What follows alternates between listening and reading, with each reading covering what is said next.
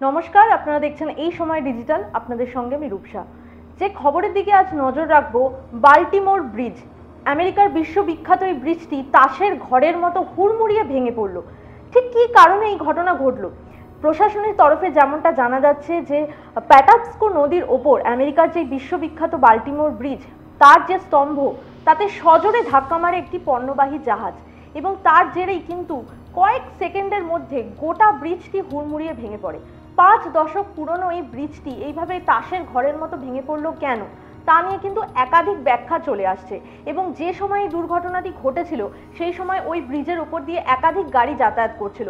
7টি বড় গাড়ি কিন্তু জলে ভেসে গিয়েছে, নদীতে ভেসে গিয়েছে, এমনটাই খবর পাওয়া যাচ্ছে।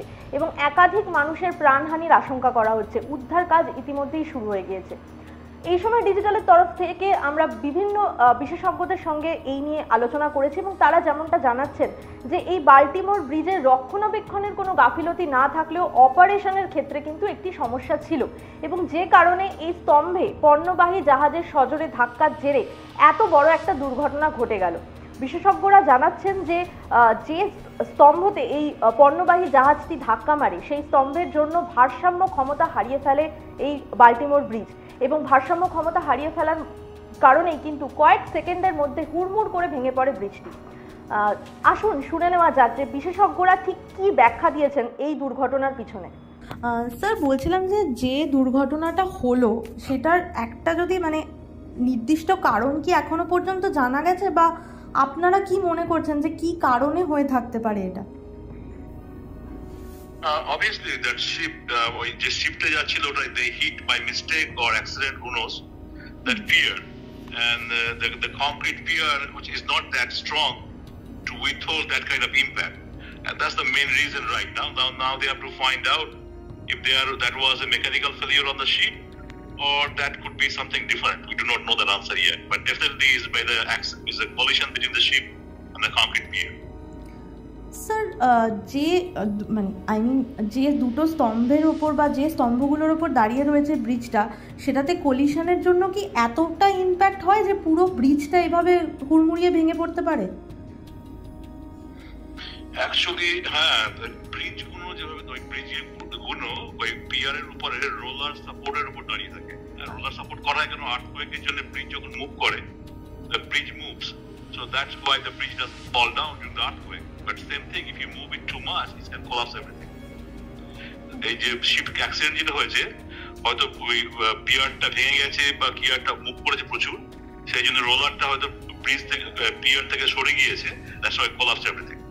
এটা কোনো মেইনটেনেন্সের কোনো গাফিলতি বা এরকম কি কিছু বলা? No, absolutely not. It's nothing to do with maintenance. It's pure accident. ওকে, আর সম্পূর্ণটা কলিশনের জন্যই হয়েছে বলছেন? এক্স্যাক্টলি। একই কথা বলেছেন যাদবপুর বিশ্ববিদ্যালয়ের অধ্যাপক ডক্টর পার্থ প্রতিম বিশ্বাস। বাল্টিমোর ব্রিজ, যেটা ইউএসের মেরিল্যান্ডে, ওটা তো আজকে হঠাৎ করে ভেঙে পড়েছে। তো যেটা জানা গিয়েছে যে একটা পণ্যবাহী জাহাজ ধাক্কা খেয়েছে, তারপরেই ওটা হুড়মুড় করে ভেঙে পড়ে। তো স্যার, জানতে চাইছিলাম যে এই এতদিনকার পুরনো একটা ব্রিজ এবং আমেরিকার মতো দেশ যাদের ইনফ্রাস্ট্রাকচার এতটাই উন্নত, সেখানে এই ধরনের একটা ঘটনা একটু যদি আপনি ব্যাখ্যা দিতেন। আমিও তো ঘটনাটা শুনেছি, খুব বেশি জিনিস জানি না, কিন্তু আমার কাছে ইনফরমেশন নেই। দেখুন, ব্রিজ কোলাপস হলে আসলে ব্রিজের যে ভারবাহী অংশ, যেটা পায়ার বলে, সেটা যদি কোনো কারণে জাহাজ ধাক্কা মেরে দেয়, সেটা খুব আনইউজুয়াল। সাধারণত ওয়েল প্রোটেক্টেড থাকে যে জাহাজ যাওয়ার যে জায়গা থেকে যে অংশটা দিয়ে যায়, আর ব্রিজ আমার কথা হচ্ছে ব্রিজের তলা দিয়ে যদি জাহাজ যায়, তাহলে যে জোন দিয়ে যাবে সেটা ওয়েল প্রোটেক্টেড। সেখানে সাধারণত ব্রিজের ভারবাহী অংশের সাথে পণ্যবাহী জাহাজ বা যাত্রীবাহী জাহাজ কারোরই কোনো কলিশন থাকার কথা না। তাহলে কোনো কারণে আমার কথা হচ্ছে জাহাজটা কোনো ভারবাহী স্তম্ভ যেটা ছিল ব্রিজের, তাকে ধাক্কা দিয়েছে বা মেরেছে বা আঘাত লেগেছে কোথাও না কোথাও, যার জন্য এই বিপত্তিটা বলে আমার নিজের মনে হয়। হ্যাঁ, একটা বিষয় স্যার, সেটা হচ্ছে যে যেটা জানা যাচ্ছে যে ওই পণ্যবাহী জাহাজটা যাওয়ার সময় কোনো কারণে সেখানে পাওয়ার কাটও হয়ে গেছিলো এবং একটা স্তম্ভতে গিয়ে ধাক্কা মারে, মানে ব্রিজেরই একটা স্তম্ভতে গিয়ে ধাক্কা মারে এবং কিছুক্ষণের মধ্যে তারপর মানে পুরোপুরি হুড়মুড়িয়ে পুরো ব্রিজটাই ভেঙে যায়। একটা স্তম্ভ একদিকে, সেখানে ধাক্কা মারলে এত বড় বিপর্যয় কি ঘটতে পারে?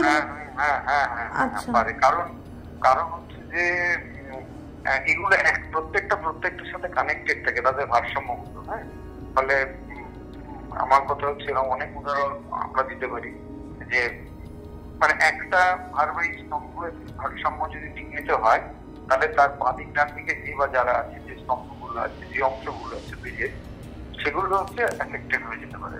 কেননা তাদের ইকুইলিব্রিয়াম বলতে যা বোঝায়, তাদের ভারসাম্য, এই ভারসাম্যটা কিন্তু সেভাবেই ধরা থাকে, বাঁধা থাকে মেম্বার্স গুলো দিয়ে উপরে চারটা সুপারস্ট্রাকচার থাকে। ফলে মানে কোনো একটা কি বলবো ব্রিজের একটা পায়ার বা স্তম্ভ, সেটা যদি কোনো কারণে ক্ষতিগ্রস্ত হয়, বসে যায় বা ভেঙে যায়, তাহলে কেবলমাত্র স্থানীয়ভাবে ওই কিছু জায়গা এফেক্টেড হবে এরকম ভাবার কোনো কারণ নেই। ওটা ব্রিজটার ভারসাম্য হচ্ছে যে নষ্ট হয়ে যেতে পারে, কারণ ক্ষেত্রে সম্ভবত সেটা হচ্ছে। আচ্ছা, এটা একটা নদীর ওপর রয়েছে ব্রিজটা, মানে নদীর ওপর ছিল, এবং নদীর ওপর যে ব্রিজগুলো সাধারণত তৈরি হয় সেখানে মানে আমি জাস্ট জানতে চাইছি যে কতটা ভার বহন ক্ষমতা থাকে। মানে ধরুন প্রচুর গাড়ি ঘোড়া ওই সময় যাচ্ছিল এবং প্রায় 7-8টা বড় গাড়ি জলে তখন পড়ে যায় যখন আর কি ভেঙে যায়। তো যেহেতু নদীর ওপর, আলাদা করে কি বহন ক্ষমতায় কিছু অন্যরকম ব্যবস্থা করা যায়? না, আমাদের সাধারণত এটা ধরে নেওয়া হয় যে ব্রিজের যে পিছের ভারবাহী অংশ, সেখানে কোনো জাহাজ বা ধাক্কা মারবে না, কোনো বিস্ফোরণ ঘটবে না, এই জিনিসগুলো ধরা হয়। কিন্তু যেটা ধরা থাকবে যে সেই ব্রিজের উপর দিয়ে যত লোড এক সময় যেতে পারে, ভারী গাড়ি হোক, কম ভারী গাড়ি হোক, হালকা গাড়ি হোক, সেগুলো সবই যেতে পারে।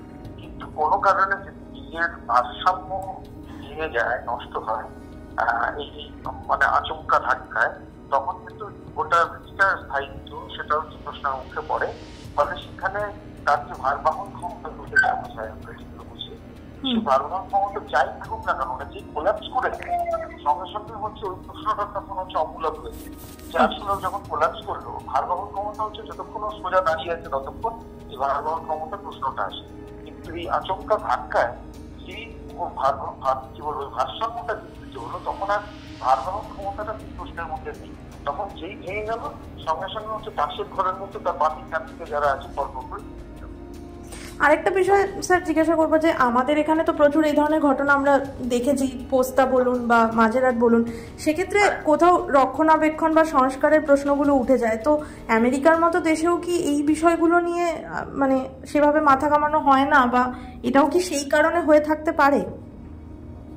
সেটা বলা আমার পক্ষে মুশকিল, রক্ষণাবেক্ষণের প্রশ্ন। কিন্তু একটা জিনিস খুব পরিষ্কার যে সাধারণত জাহাজ যাওয়ার যে জায়গা, সেই জায়গা হচ্ছে সেই জায়গা দিয়ে যেতে গিয়ে যদি জাহাজ কখনো তার ভারবাহী স্তম্ভে ধাক্কা মারে, তাহলে আমি বলবো যে সেটা একটা গুরুতর নিরাপত্তার ত্রুটি, এই নিয়ে কোনো সন্দেহ নেই। কারণ এটা জানা উচিত যে আমাদের যে ব্রিজগুলো এখানে আপনারা দেখেন, তার মধ্যে বেশ কিছু, যেমন হাওড়া ব্রিজের নিচে কোনো স্তম্ভ নেই, আমাদের হুগলি ব্রিজের নিচে কোনো মানে সেকেন্ড হুগলি ব্রিজ, তার নিচে কোনো স্তম্ভ নেই এটা। কিন্তু আবার আপনি যদি এই দক্ষিণেশ্বরের ব্রিজের চান, নিবেদিতা সেতু, তার ফলে অনেক স্তম্ভ, রাইট? ফলে এখন যেখানে ভারবাহী স্তম্ভ নদীর মধ্যে বা সাগরের মধ্যে থাকে, সেখানে হচ্ছে যে যদি জাহাজ চলাচলের প্রশ্ন আসে কখনো, সেটা অত্যন্ত সতর্কিতভাবে এবং একটা পার্টিকুলার চ্যানেল বরাবর সেটাকে মুভ করানো হয়।